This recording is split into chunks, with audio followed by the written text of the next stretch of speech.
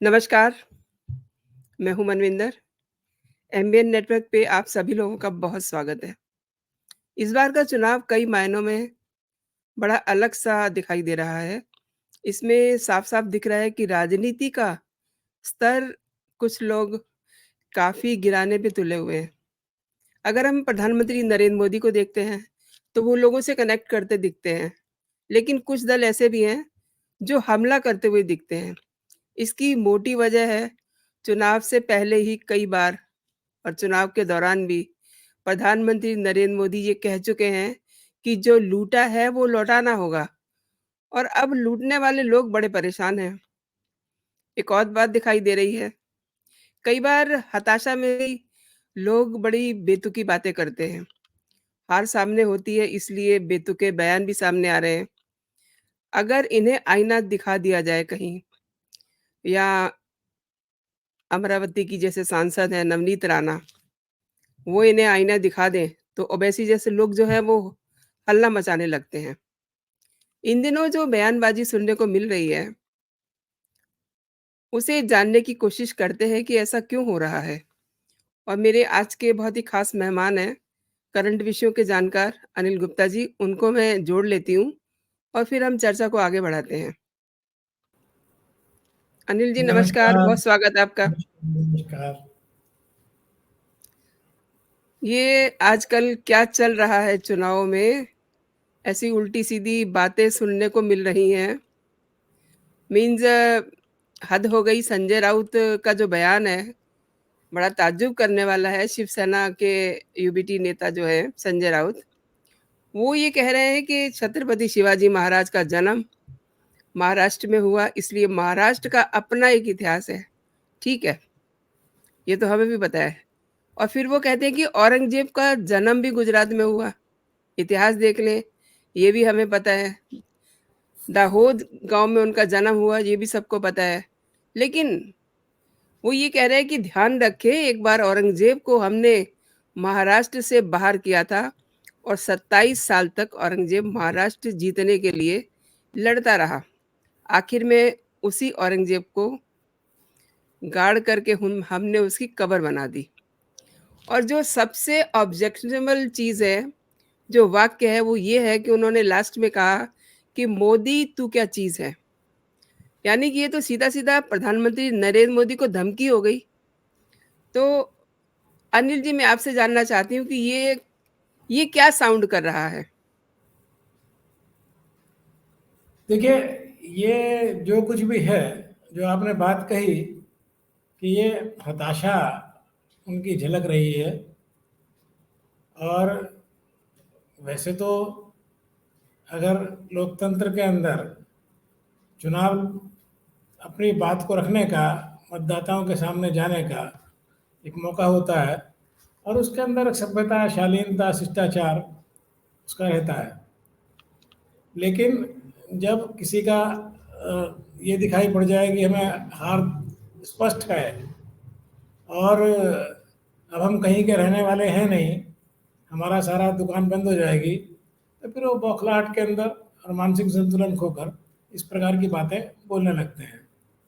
और पहले भी वैसे तो, जहाँ तक कांग्रेस का इतिहास है, पिछले दो चुनावों में जब से मोदी जी देश के राजनीतिक क्षितिज पर राष्ट्रीय स्तर पर उभरे हैं, तब से कभी उन्हें मौत का सौदागर, कभी और इस प्रकार के उल्टे सीधे बयान देकर उन्होंने काफ़ी अपनी भड़ास निकाली है। और हर बार जनता ने उनको उनकी उस भड़ास का बड़ा अच्छा जवाब दिया है बैलेट के जरिए। और दोनों बार 2014 में भी और 2019 में भी 30 साल के अंतराल के बाद में पहली बार 2014 में एक दल की स्पष्ट रूप से बहुमत की सरकार बनी थी। और 2019 में उसकी संख्या में और भी ज़्यादा वृद्धि हुई। और उम्मीद ये दिखाई पड़ रही है कि 2024 में, नारा तो अब की बार 400 पार का है, लेकिन 400 पार भी नहीं तो 400 के आसपास जरूर पहुंचते दिखाई पड़ रहे हैं। और बाकी सारे के सारे दल, चाहे तो वो पश्चिम बंगाल के अंदर ममता बनर्जी हो, चाहे वो ओवैसी हो या उत्तर के अंदर प्रियंका जी हो, या महाराष्ट्र के अंदर अब मोर्चा संभाल रखा है उद्धव ठाकरे, इन्होंने संजय संजय राउत। संजय राउत ने। तो ये अब भूल जाते हैं इस बात को कि जिस शिवसेना का ये प्रतिनिधि होने का दावा करते हैं, उस शिवसेना के जो संस्थापक थे बाल ठाकरे, बाला साहब ठाकरे, वो शिवाजी महाराज की और हिंदू पद पातशाही की स्थापना के ही लिए शिवसेना का उन्होंने जन्म उसको बनाया था, गठन किया था। और आज हिंदू पद पातशाही जिसकी स्थापना का संकल्प छत्रपति शिवाजी ने लिया था, अगर उसको स्थापित करने की दिशा में कोई प्रयास कर रहा है, वो केवल देश के यशस्वी प्रधानमंत्री श्री नरेंद्र भाई मोदी कर रहे हैं। और ये उसी के खिलाफ जाकर जो औरंगजेब को महान बताने वाले नेता हैं या दल हैं, ये आज उनकी चापलूसी करते दिखाई पड़ रहे हैं। और उनकी चापलूसी करके इनके ये कहने का मतलब कि ये औरंगजेब गुजरात में पैदा हुआ था, तो क्या कहना चाहते हैं? क्या वो मोदी जी को औरंगजेब से तुलना कर रहे हैं?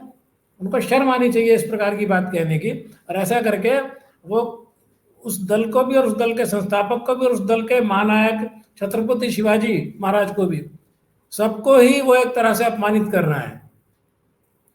और इनका मानसिक संतुलन पूरी तरह से खत्म हो चुका है। हार इनको स्पष्ट दिखाई पड़ रही है। जितने भी सर्वे आ रहे हैं, चाहे वो देशी हो चाहे विदेशी हो, विदेशी मीडिया वैसे चाहे कितना भी भारत के बारे में नेगेटिव लिखे, लेकिन एक बात सब स्वीकार कर चुके हैं कि तीसरी बार फिर मोदी सरकार देश के अंदर आने जा रही है। और ये सारे के सारे जो आकलन हैं, ये इतने स्पष्टता के साथ में राइटिंग ऑन दी वॉल हैं कि ये हजम नहीं कर पा रहे हैं उस चीज़ को। तो कभी तो जमीन में गाड़ देने की बात करते हैं, कभी एक और नेता थे जिन्होंने टुकड़े टुकड़े करने की बात करी थी, हम बोटी बोटी काट देंगे। तो ये जो सारी चीज़ें हैं, ये केवल मानसिक असंतुलन को ही दर्शा रही हैं और दिखा रहे हैं कि वो किस कदर अपनी हार से प्रभावित होकर अपना संतुलन पूरी तरह खो चुके हैं। मुद्दों पर कोई बात नहीं करना चाहता, केवल अनर्गल बयानबाजी और अपशब्दों का बयान पर प्रयोग, यही उनका भाषा का स्तर रह गया है। और ऐसा करके वो क्या हासिल करना चाहते हैं, ये तो वही ज़्यादा बेहतर समझ सकते हैं। लेकिन जनता इन सब चीज़ों को देख रही है और हिंदुस्तान की जनता राजनीतिक रूप से बहुत परिपक्व है। और जो इस प्रकार की गैर जिम्मेदाराना बातें करने वाले लोग हैं, उनको पहले भी जवाब दिया है जनता ने, और इस बार फिर वो जवाब देंगे और बहुत अच्छी तरह जवाब देंगे। तो उनको दिखाई पड़ रहा है कि भाई ये कुछ नहीं करने वाले हैं। भ्रष्टाचार का भी आपने जिक्र किया था। भ्रष्टाचार की स्थिति यह है कि अभी 3 दिन पहले झारखंड के एक मंत्री के निजी सचिव का नौकर, मंत्री के निजी सचिव का नौकर, उसके घर में छापा लगाया गया तो 35 करोड़ रुपए का उसके यहाँ से जखीरा पैसा बरामद हुआ। ये तो एक छोटी सी वानगी है। और मोदी जी ने, जैसा आपने शुरू में ही कहा कि मोदी जी बार बार कह रहे हैं कि जिसने लूटा है उसको लौटाना पड़ेगा। जो जनता का धन लूट कर अपना तिजोरियां, अपने गोदाम भरे हुए हैं, उन सबको सजा मिलेगी। और निश्चित जान लीजिएगा कि 4 जून के बाद में जो इस प्रकार के कृत्यों में संलग्न रहे हैं, उन सबकी किसी की कोई खैर नहीं है और उन सबकी शामत आने वाली है। तो ये सारे के सारे जितने भी भ्रष्टाचार के कामों में लगे हुए लोग थे, यही सारे के सारे एक संयुक्त मोर्चा बनाकर और एक प्लेटफार्म पर आए हैं। और एक प्लेटफार्म पर आकर वो ये सोचते हैं कि शायद सारे के सारे चोर मिलके और एक ईमानदार आदमी को डिगा सकेंगे। वो संभव नहीं है, वो दिखाई भी नहीं पड़ रहा है, ना ऐसा हो पाएगा। अनिल जी, आपने बहुत सही कहा। सैम पित्रोदा अपनी बदजुबानी के लिए जाने जाते हैं। अब आपने उनका बयान जान रहे होंगे, उन्होंने पूर्वोत्तर के लोगों को कहा कि ये चीनी दिखाई देते हैं, साउथ के लोगों को कह रहे हैं ये अफ्रीकन दिखाई देते हैं।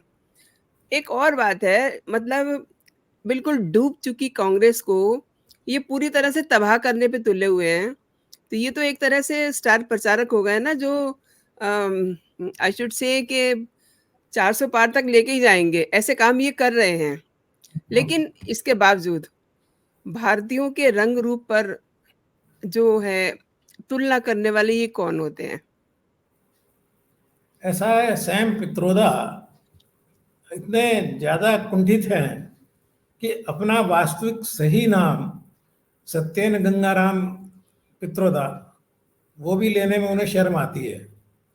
वो इस बात को भूल जाते हैं कि यहाँ से जो गिरमिटिया या एग्रीमेंट के जरिए भारतीयों को विदेशों में काम करने के लिए भेजा गया था, उसी गिरमिटिया उसमें उनके भी पूर्वज यहाँ से देश से गए थे और जाकर एक दूसरे देश में स्थापित हुए और वहाँ से फिर वो अमेरिका इंग्लैंड सब जगह पे घूम के अब वो वहाँ उन्होंने अपना नाम भी सत्येन की जगह सैम पित्रोदा कर लिया। तो अब उनको तो कुछ भी कहना बेकार है। लेकिन जो उन्होंने कहा है बयान, जो लेटेस्ट बयान उनका है कि दक्षिण के लोग जो हैं वो अफ्रीकी जैसे दिखाई पड़ते हैं, तो ना तो उनको साइंस की जानकारी है, ना इतिहास की जानकारी है, और ना ही उनको जो है एंथ्रोपोलॉजी की जानकारी है।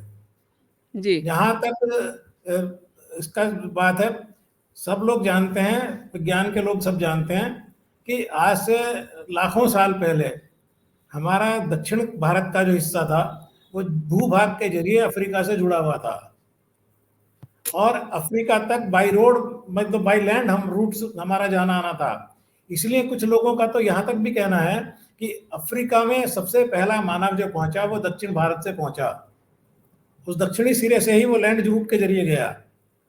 और बाद में फिर काफी टाइम के बाद में जब वो वापस वहां से आए घूम के, हैं, तो उस टाइम तक वो जो जोड़ने वाला बीच का टुकड़ा था जिसको लोग लेमुरिया के नाम से जानते हैं, जी, कनेक्टिंग जो लेन है, कनेक्टिंग लैंड जो कनेक्टिंग जो थी, रोड है।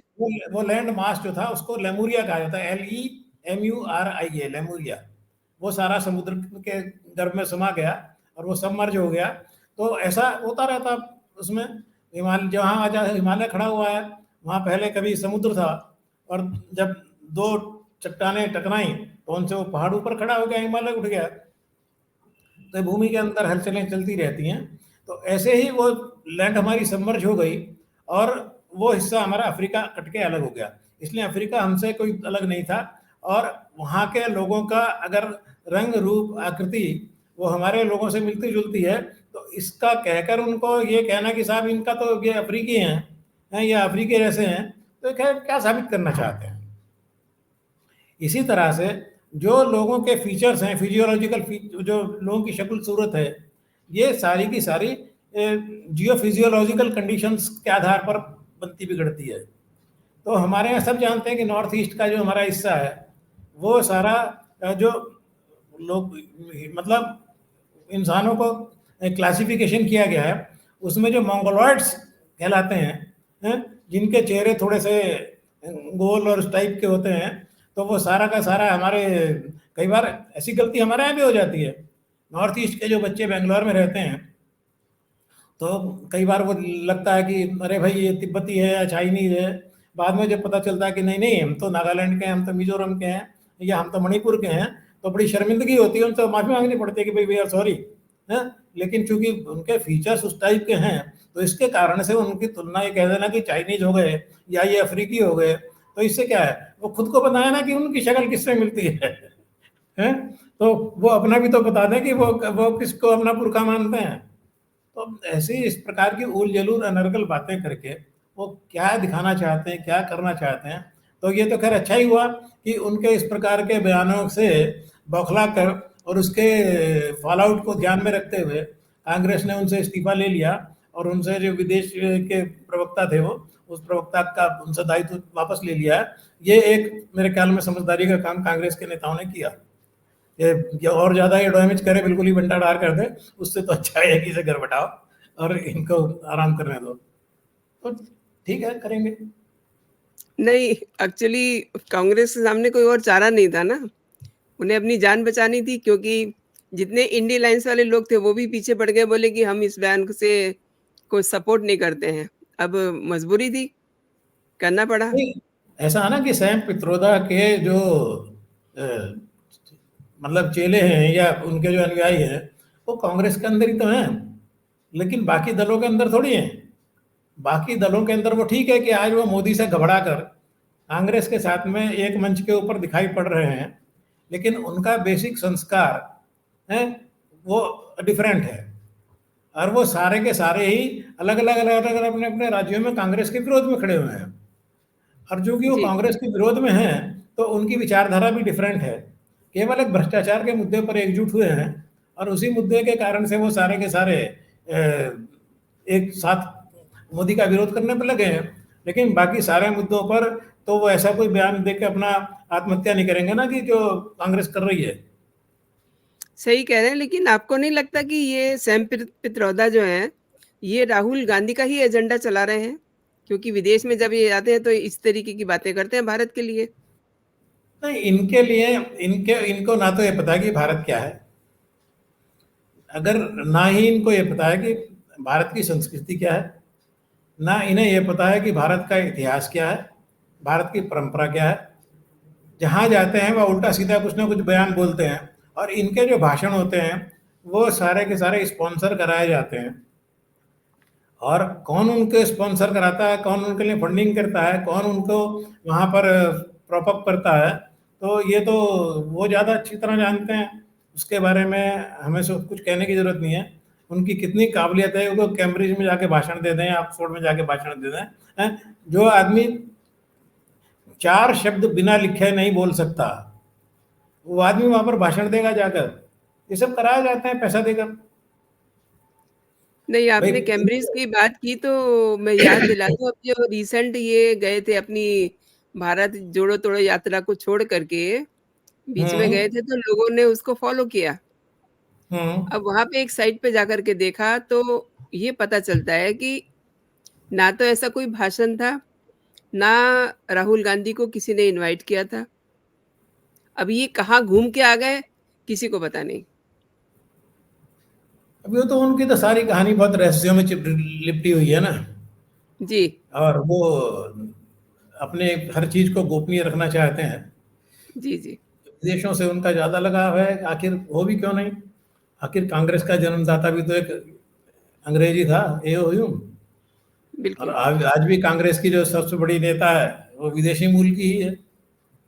तो इसलिए उनको विदेशों में अपना उल्टा सीधा एजेंडा चलाने में या दिखाने में, और भारत के खिलाफ बोलने में वहाँ उनको ज्यादा मजा आता है। उनको लगता है कि अच्छा, शायद इससे मेरे कद ये बढ़ रहा लोग अनिल जी कुछ भी बोले तो उसको भूल जाते हैं। अब हैदराबाद में बीजेपी की प्रत्याशी माधवी लता के समर्थन में 2 दिन पहले ही महाराष्ट्र की अमरावती की सांसद नवनीत राणा ने जनसभा को संबोधित किया और इस दौरान उनको वो बात याद आ गई 15 मिनट वाली, है। तो हम्म। उन्होंने उसका पलट के जवाब दे दिया। हम्म। जब आपको याद होगा कि अकबरुद्दीन अवैसी ने अकबरुद्दीन ने कहा कहा था। था ना कि 15 मिनट के लिए पुलिस को हटा दीजिए, तो इन्होंने हम्म। उसका जवाब दिया। अब ओवैसी उछले-उछले घूम रहे हैं। नहीं, ऐसा है ना कि जब तक एक तरफा उनका वो चलता रहता है प्रलाप, मैं प्रलाप ही कहूंगा उसे, हैं, तब तक तो ठीक है। लेकिन जब उनको कोई आईना दिखा देता है तो उनको अपनी हैसियत पता चल जाती है। अकबरुद्दीन ने कहा था कि हमें 15 मिनट दे दो, हम साफ कर देंगे यहाँ से। नवनीत राणा ने कह दिया कि हमें 15 सेकंड दे दो, हम 15 सेकंड में काम कर देंगे। बिल्कुल। और ये इनको पता है इस बात का कि भाई तुम 15 मिनट 15 सेकंड की जो बातें कर रहे हो ना, हैं, भाई अगर हिंदुस्तान के आज़ादी के बाद में यहाँ रहकर तुमने भारत के ऊपर कोई एहसान नहीं किया, ये ये हिंदू भारत की उदारता है, सहिष्णुता है कि देश का विभाजन करवाने वाले लोगों में से भी एक वर्ग तबके को यहाँ पर रहने दिया, अलाउ करा उसे। वरना जब मजहब के आधार पर देश बन गया था तो उसी टाइम निकल जाना चाहिए था। लेकिन अ, हमारे उस टाइम के जो नेता थे, अब उनकी शॉर्ट साइटेडनेस कहें या वोट के लिए उनका लालच, उन्होंने जानबूझ कर रोका। आपको याद होगा एक सीरियल आया था बुनियाद, उस बुनियाद सीरियल के अंदर सबसे पहले एपिसोड के अंदर ये होता है कि वो जो हवेली नाम से लोग कहते हैं कि अरे भाई, अब तो देश का विभाजन होने जा रहा है, हिंदुस्तान पाकिस्तान अलग अलग मुल्क बन रहे हैं, हिंदुस्तान हिंदुओं के लिए हिंदुस्तान और मुसलमानों के लिए पाकिस्तान बन रहा है, तो हमें सबको वापस हिंदुस्तान जाना पड़ेगा। तो एक कांग्रेसी नेता उनके अंदर से कहता, नहीं नहीं नहीं, गांधी जी ने कह दिया है कि किसी को अदला बदली की कोई आवश्यकता नहीं है, जो जहां पर रहेगा रहा है वहीं रहेगा। है? उसका दुष्परिणाम क्या हुआ? 3 करोड़ लोगों को अपना घर छोड़ना पड़ा और 30 लाख लोगों की जान गई। अगर समय से वो सुरक्षित रूप से या तो देश का विभाजन न करते हैं, लेकिन अब देश का विभाजन की भी अलग कहानी है। जी, भाई, जी। गांधी जी पूरी जिंदगी कहते रहे कि पाकिस्तान बनेगा तो मेरी लाश पर बनेगा, लेकिन 2 जून 1947 को लेडी माउंटबेटन दोपहर के 11 बजे, जून की तपती हुई दोपहरी में नेहरू जी के पास में पहुंचती हैं। 3 घंटे बंद कमरे में नेहरू जी के साथ में उनकी वार्तालाप हुई है, और वार्तालाप क्या हुई है तो वो दोनों जाने। जब बाहर निकले, कमरे का दरवाजा खुला, तो नेहरू जी ने कह दिया हम पाकिस्तान बनाने को तैयार हैं। गांधी जी से कहा गया कि भाई अब आप क्या करेंगे? बोले भाई देखो, जवाहर ने कह दिया है, मेरे में अब इतनी ताकत नहीं बची है कि मैं इसके लिए कोई आंदोलन खड़ा कर सकूं, तो जवाहर ने कह दिया तो मानना पड़ेगा। लेकिन वही गांधी जी 6 महीने बाद पाकिस्तान को 55 करोड़ रुपया देने के मुद्दे पर आमरण अनशन करने के लिए बैठ गए। उनके अंदर शरीर में पूरी जान आ गई उस टाइम, आमरण अनशन करके पाकिस्तान को 55 करोड़ रुपया दिलवाने के लिए। तो ये दोहरा चरित्र जो था हमारे उस टाइम के बहुत बड़े कद वाले महान नेताओं का, उनके कारण से सारा देश को दुर्भाग्य देख पूर्ण स्थिति को सामना करना पड़ा। और ये धीरे धीरे अब लोग समझ रहे हैं, और वो जो आंखों पर पर्दा पड़ा हुआ था धीरे धीरे हट रहा है। लोग सच्चाई को जान भी रहे हैं, समझ भी रहे हैं, समझने के लिए और कोशिश भी कर रहे हैं। भाई, जिस तरह से एक एक करके चीज़ें खुल के आ रही हैं कि किस प्रकार से बहुत सारी चीज़ें छुपाई गई, और बहुत सारी चीज़ें पब्लिक से गुम, मतलब छुपाकर तब धोखा देकर काम कराया गया। तो ये हमेशा से ही उनका काम ये रहा है कि पब्लिक को सच्चाई ना पता चल जाए, क्योंकि जिस दिन पब्लिक को सच्चाई पता चल जाएगी उस दिन तुम्हारा सारा जो है ढोल की पोल खुल जाएगी। तो इसलिए सच्चाई को छुपाने में उनका ज़्यादा जोर रहता था। सच्चाई जान जाए लोग, इस बारे में बिल्कुल भी उनका वो नहीं रहता था। भाई, आज तक कांग्रेस के नेताओं ने या जवाहरलाल नेहरू ने या उनके किसी जीवनीकार ने, किसी ने क्यों नहीं बताया कि 17 मार्च 1946 से और 26 मार्च 1946 तक नेहरू जी ने सिंगापुर के अंदर एडवीना माउंटबेटन और ये माउंटबेटन की लॉर्ड माउंटबेटन, इनकी मेहमान नवाज में इनके गेस्ट बनकर सिंगापुर में क्या किया था, क्या वार्ता हुई थी 9 दिन तक? क्या 9 दिन तक वहां पर सिंगापुर के मौसम के बारे में चर्चा हुई थी? सत्ता के हस्तांतरण की शर्तें तय हुई थी वहां पर, गोपनीय शर्तें, वो आज तक भारत सरकार ने भी जारी नहीं करी। जानने का किसी ने प्रयास भी नहीं किया, किसी ने इस बात पर शोध भी नहीं किया। मुझे किसी ने बताया था कि वो सारी की सारी रिपोर्ट माउंटबेटन इंग्लैंड को भेजते थे, और उनकी एक कॉपी इंग्लैंड से अमेरिका को जाती थी, और इंग्लैंड की आर्काइव्स के अंदर बहुत अति गोपनीय रिकॉर्ड के अंदर वो रखी हुई है। और इसी तरह से जो अमेरिका में रिपोर्ट गई है, वो न्यूयॉर्क के पब्लिक लाइब्रेरी के कॉन्फिडेंशियल सेक्शन के अंदर वो सारी की सारी रिपोर्टें रखी हुई हैं। ये मैं आपके माध्यम से इसलिए कह रहा हूँ कि अगर कोई इंटरेस्टेड हो तो वो उसके बारे में एक्सप्लोर कर सकता है पॉसिबिलिटीज, कि क्या उनको पब्लिक के सामने लाया जा सकता है। उनसे पता चलेगा कि 9 दिन तक क्या डेलिब्रेशंस हुए थे, जिन्होंने देश का भविष्य और भाग्य बदल दिया। और उसके फौरन बाद ही माउंटबेटन को भारत का गवर्नर जनरल बना के भेज दिया गया। फिर उसके बाद वो यहाँ के वायसराय बन गए। उन्होंने गवर्नर जनरल बनने के बाद में यही काम किया कि एडवीना के सहारे नेहरू को पटाया और पाकिस्तान बनवाया। आप बहुत बड़ी बात कह रहे हैं अनिल जी।